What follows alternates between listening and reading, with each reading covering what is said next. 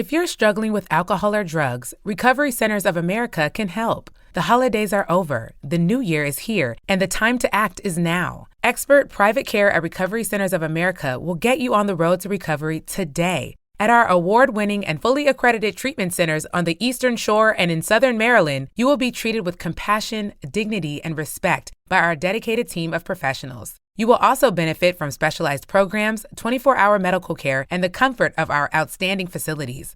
Let us help you. We will answer your call 24/7 and can get you into treatment as soon as today. If outpatient care is right for you, you can receive a same-day assessment and attend therapy in person or virtually. And because we accept most private insurance plans, you get premium care without the premium price. Don't wait. Start your new year. Start your new life today. Call 1-888-RECOVERY now. That's 1-888-RECOVERY.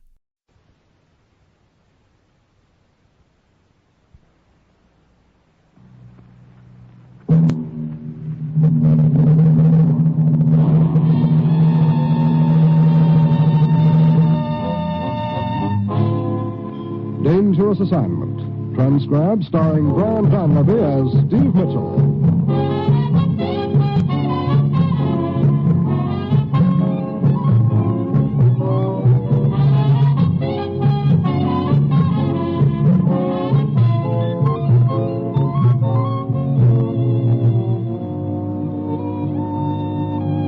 Danger is my assignment. I get sent to a lot of places I can't even pronounce. They all spell the same thing, though, trouble. But when I walk into the commissioner's office, I don't realize this assignment's going to prove that sometimes the best way to stop a guy cold is to step on the gas.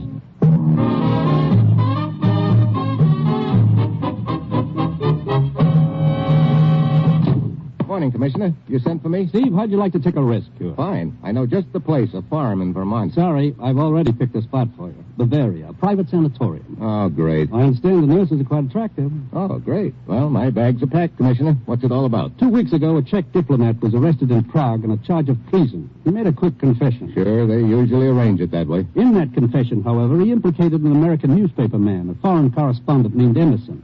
Emerson, he said, was an American spy. Oh, here we go again. The correspondent got wind of the frame-up and ducked out fast. He managed to slip across the Czech border, got as far as Regensburg in southern Germany, then ran into more trouble. What happened? He was kidnapped, picked up right off the street in broad daylight by 3 men, but not before he'd put up a terrific struggle.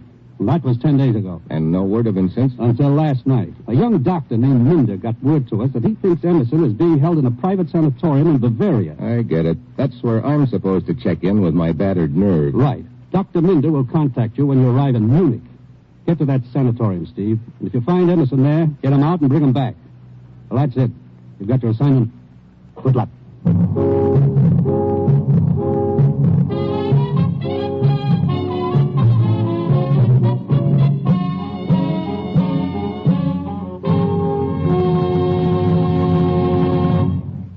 The National Broadcasting Company is presenting Dangerous Assignment, starring Brian Donlevy in the role of Steve Mitchell, colorful, two-fisted government agent. At all those places of the world where danger and intrigue walk hand in hand, there you will find Steve Mitchell on another Dangerous Assignment. Thursday evening on the NBC radio network is filled with great entertainment. Yes, for Western adventure and songs, there's the Roy Rogers Show from Paradise Valley. And along with Roy, you'll hear Dale Evans and the Whippoorwills. And immediately following the Roy Rogers Show, listen to Father Knows Best with Robert Young in the title role. On Father Knows Best, you'll hear the amusing adventures of the Anderson family. And, of course, Thursday also brings another hilarious session of Truth or Consequences with Ralph Edwards, your favorite fun master. On many NBC stations, Thursday ushers in another session of Eddie Cantor's show business show. So for the most enjoyable Thursday evening entertainment, be sure to set your dial to the NBC radio network.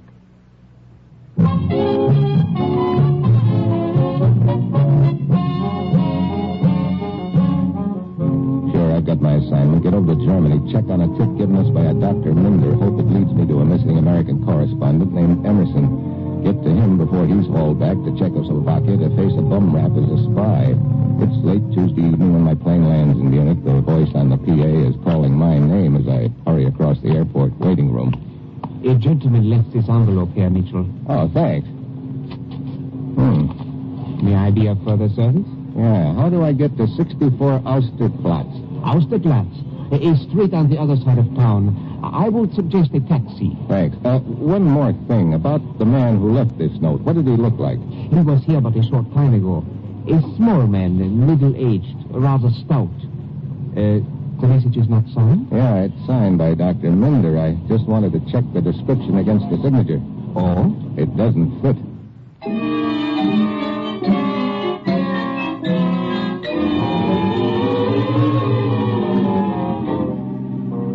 I grab a cab, and on the way across town, I ask myself a few questions. I don't like the answers I get. 10 minutes later, the cabbie drops me off in front of 64 Austerplatz. I like this even less. 64 Austerplatz is a mortuary. I push open the door, go inside. I follow the long red carpet down the dimly lit corridor. At the end of it, there's a desk, and on it, a small vase of flowers, the card index file, and a buzzer. I lean on it. A few seconds later, the curtain behind the desk part, and a long, slender gent in a frock coat steps out. He folds his claw-like hands together and glides towards me. Good evening, mynheer. Hi. Good evening. I'd like to see Dr. Minder. Your name is? Mitchell. Steve Mitchell. The next room, please.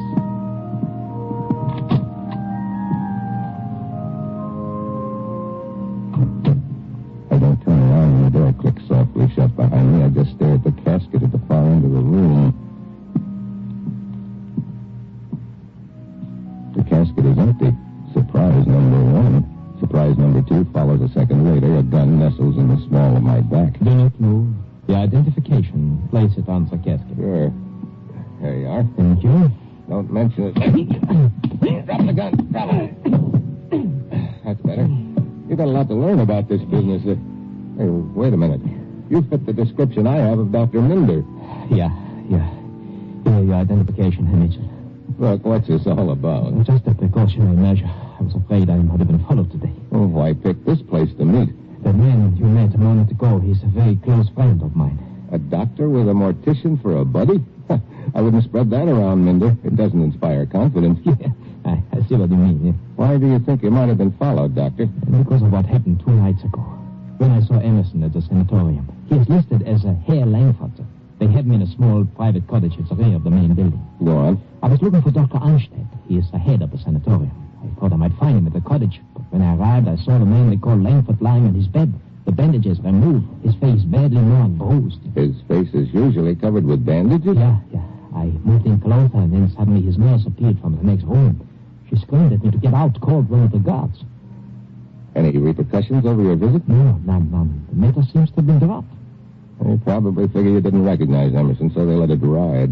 Who's his doctor? Dr. Anstedt. You known him long? Since I joined the staff 2 years ago. He is truly a great doctor, Mitchell. That is why I failed to understand how he could be mixed up in an affair such as this. How far is it to the sanitarium? Oh, it's several hours' drive. I have my car parked in the back street. Okay, let's get going. We'll figure out something on the way, I hope.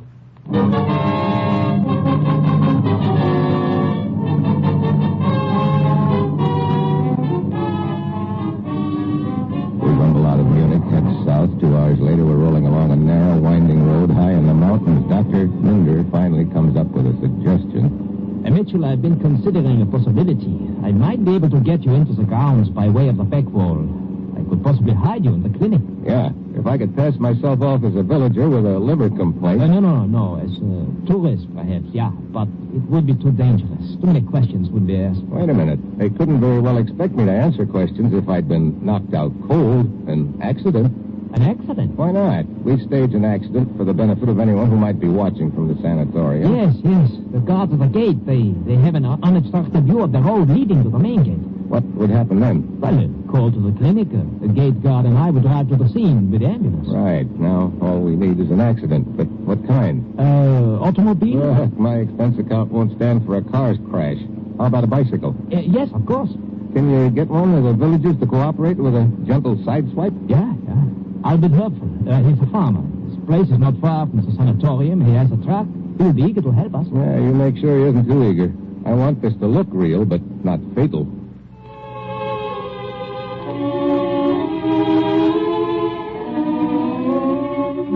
It's early in the morning when I register at the village village inn. After breakfast, I saunter up to my room, check our schedule again, and look over the map of the road Minder had sketched for me.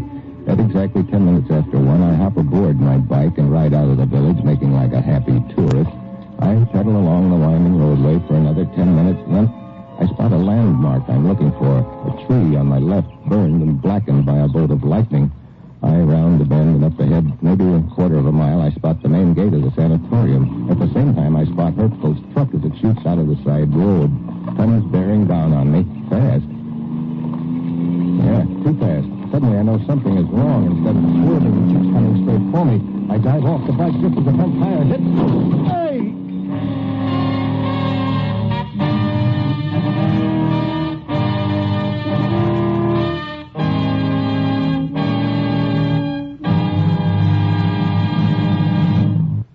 Steve Mitchell will continue his dangerous assignment in just a moment. This is the time of year when every motorist must revise his driving habits to conform to winter's rain, snow, and slippery highways. The National Safety Council warns that winter driving conditions present more hazards than at any other time of the year. So, as winter comes to your section of the country, change your driving habits to meet changing road conditions. Too many times when roads are wet and slippery, the posted speed limits are not the safe speed limits. Remember, the safe speed for your driving is the speed that matches road conditions. America's professional truck drivers, the men who drive for a living, are taught that now, more than ever, they must drive ahead of themselves. By watching the changing road and traffic conditions on the highway ahead, you can avoid accidents before they happen. Now, when you see an accident threaten on the road ahead, you'll have time to keep it from happening. So remember, drive as slowly as the road conditions demand. Drive as if your life and the lives of your passengers depended upon it. They do.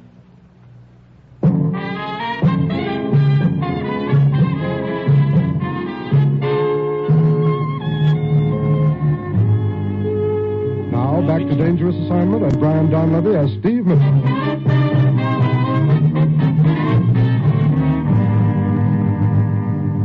Mitchell.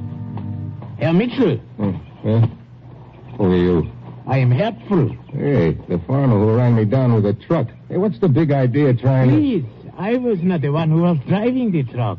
That was my hired man, Zwecker. How come? Zwecker also does some gardening up at the sanatorium. He must have overheard Dr. Minder and myself setting up the plans for this accident. He stole my truck and tried to kill you, possibly hoping to get some kind of reward from them. Brother, he almost earned it, too. When I realized the truck was gone, I came here as fast as possible to warn you. I was climbing up the ravine when you came down. The hard way. Well, this is just dandy. Zwecker's probably up at the sanatorium right now, spilling the whole gag to them. No, Herr Mitchell. I saw him climbing down here after the accident, perhaps to make sure you were dead. I waited for him in the bushes. He's tied up at the bottom of the ravine, and I will turn him over to the police. Nice work. Hey, what's that? The bell on the ambulance. See? Up there. It's winding down the road from the sanatorium. After I took care of Zwecker, I telephoned the report of the accident as we had planned. Okay, Hertzfeld. You've been very likewise. You can get lost now. I'll take it from here.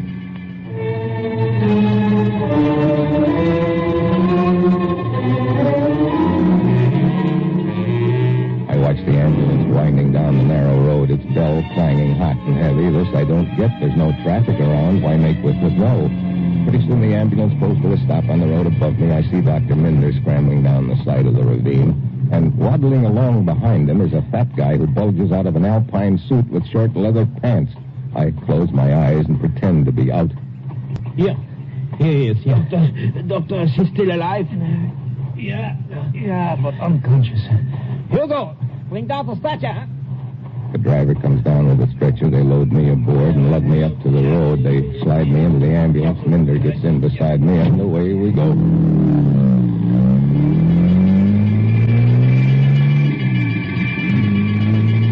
right, Mitchell. They cannot hear us in the front seat. Yeah, we could hear anything with that bell clanging. Do you have to do that? It's knocking my head apart. I'm sorry. But it's Lazzo Pomeran. Which? Pomeran. That's the name of the bell? No. The name of the man who rang him. Oh, the fatwa? Yeah. You see, Lazzo Pomeran is a patient at the sanatorium. He's quite wealthy. He always insists on riding with the driver whenever the ambulance goes out so he can ring a bell. It's no problem. A bell is a problem as far as I'm concerned. I'm afraid that they have no choice, Mitchell. You see, he donated the ambulance to the sanatorium. Wait, we're almost at the gate. You'd better become unconscious again.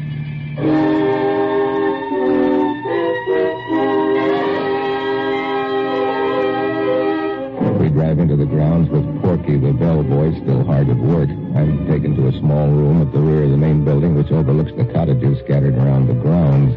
I keep my eyes closed as Dr. Minder goes through the motions of making a further examination. The nurse hovers close by. Well, Schönberg, you seem to be studying the patient most carefully. I was just trying to remember. Remember what? Well, I have seen this man before. You feel that you have? He looks familiar anyway. An American, wouldn't you say? Well, I don't know. Possibly a tourist. Is Dr. Anstedt on the grounds? Huh? No, he went to Munich yesterday. Munich? He left shortly after you did. He said he had business in Munich. Oh, yes, I see. Well, that will be all for now, Fräulein. Will you please order the x-rays, huh? At once, doctor. Mitchell? Yeah. I almost swallowed my Adam's apple when that nurse started wondering where she'd seen me before. Where could she have seen you? Search me. Maybe around the village this morning. Or maybe she's mistaken. Well, I don't like it. You don't like it. Another thing. This Dr. Anstedt you think is mixed up in the deal. Yeah. She said he had gone to Munich shortly after I did. Could be he followed you. If so, he knows who you are and why you are here. Well, we're in too deep to back out now, but we'd better work fast. All right. Oh, here's the plan. Come on, sit up in bed. Okay. Well, you see the cottage under those trees near the back wall, huh? Yeah. That's where they've got Emerson? Yeah. We must wait until dinner time. 2 hours from now.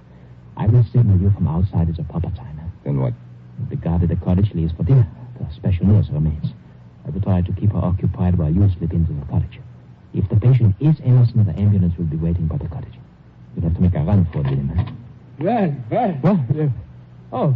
Herr Pomeranz. Oh, splendid. I see our patient has recovered consciousness. Yeah. But he is still weak and needs rest. But I trust you play pinochle, sir. There is not one decent pinochle player in the whole place. As you see, Pomeranz, I must give the patient an injection, a sedative. So.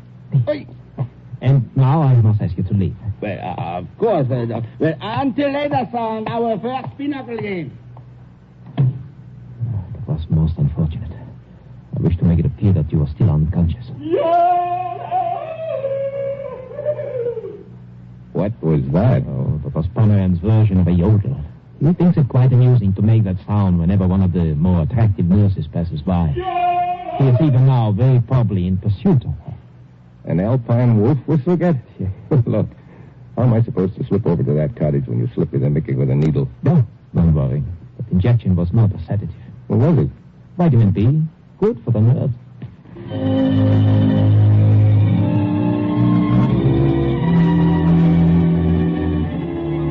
Minder leaves and I settle back to wait for his signal. The minutes drag by. Finally, it starts getting dark. I stare out the window, but there's no sign of Minder. I begin to get an uneasy feeling something has gone wrong. Finally, I decide I can't wait any longer. I ease out the window and work my way through the shrubbery to the cottage where they've got Emerson. I take a quick look in the window. The patient's on the bed with his face bandaged, but there's no sign of a guard. This is my big chance. I go inside and over to his bed. Emerson. He doesn't answer. I start to shake his arm, but it falls off the bed limply. I jerk the bandages off his face. It's not Emerson. It's Dr. Minder. And he's dead. What? Dr. Minder. Dead. Look, nurse. You killed him. Shut up. I didn't kill him. Look, you're a friend of his, huh? Good, so am I. Promise me not to yell, and I'll take my hand off. Okay, I'll make it fast. I'm Steve Mitchell, U.S. government agent. Dr. Minder was helping me get to an American newspaper correspondent named Emerson, who was being held here under sedatives until his cuts and bruises healed. Then they were going to take him back across the Czech border to face a phony spy charge. Good. I saw them leave. Who? The special nurse and the guy they kept here. They drove off in an ambulance just a few minutes ago. With Emerson probably in the back. 10 to 1, they're heading north for the Czech border right now. If I could only get a car. Dr. Minder's car. What? He had offered to let me borrow it. I noticed him approaching the cottage a while back, so I came here to tell him I was leaving. You're so right. Let's go.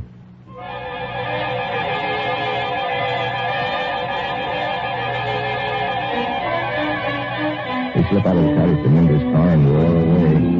We head north toward the border. The minutes drag by. You think we are gaining any on? Hey, up ahead.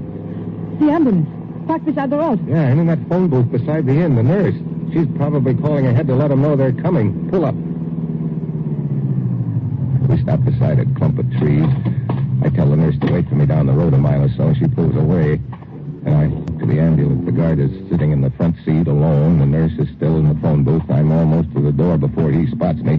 He reaches for a gun, but I nail him. He slumps over the wheel. I drag him out, jump inside, and take off fast. The small frosted glass panel back of the driver's seat, I can make out a figure on the stretcher on one side. I pull to a stop around the first bend in the road.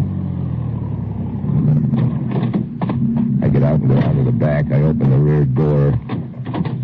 Hello, Mitchell. What? Pomeran. To be sure. Don't try anything. Well, the fat boy himself. So you've been running the deal, huh? I take it that's Emerson on the stretcher. Quite right. How'd you get Dr. Anstead to help you? We knew he had relatives across the border. The threat of reprisals was very effective. I see. Well, what happens now? You will drive us to the border. And if you try anything, Emerson will be shot immediately. All right. Get back into the ambulance.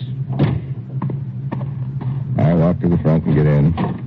I'm pretty sure Pomeran won't shoot Emerson. He wants him alive, but I got to figure out a plan fast. Hurry up, Mitchell.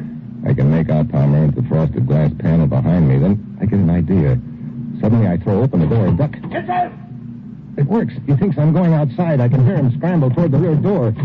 As soon as he opens it, I step on the gas. I look up the right window. Pomeran is sprawled, face down on the road, out cold.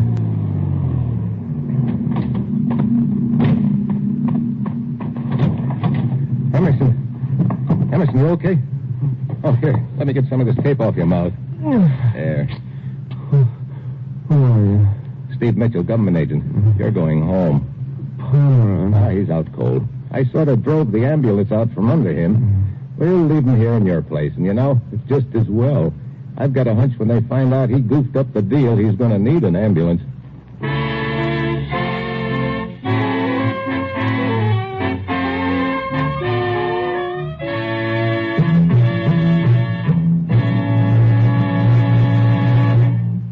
Our star, Brian Donlevy, will return in just a moment. One of the most important functions of a radio network is the quick dissemination of news. Here on the NBC radio network, you can depend upon expert news reporters to bring you all the important news whenever and wherever it happens. A schoolteacher in Michigan in a recent letter says it better than we can. Quote, I want to thank NBC for its complete coverage of both the national political conventions and for your accurate and timely reporting of the national election. I'm particularly grateful to read that NBC will be on hand to broadcast the inauguration of our new president in January. For when I add this broadcast to the others I already have recorded on my Webster Electric Echo Tape recorder, I'll have a complete history of the 1952 political campaign. Again, I want to thank you and praise you for your wonderful news coverage. Unquote. And we thank you, Miss Miller. Here at NBC, we strive to bring you the finest reporting of the latest news. So, remember, the NBC Radio Network is your headquarters for top news coverage.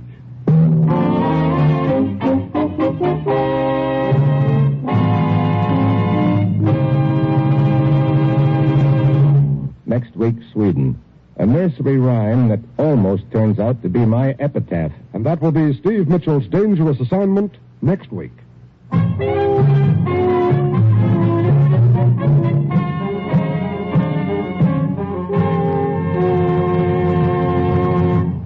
Included in tonight's cast were Byron Kane, Paul Freese, Tony Barrett, Jack Crucian, and Jeannie Tatum. This is John Storm speaking.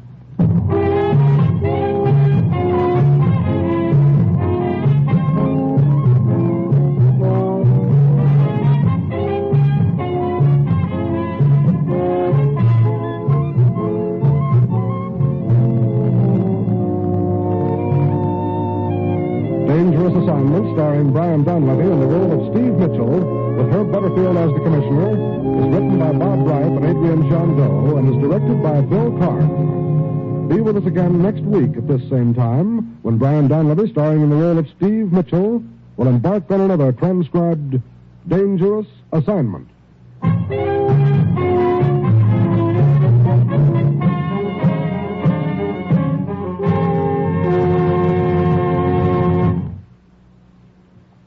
This is NBC, the national broadcasting company.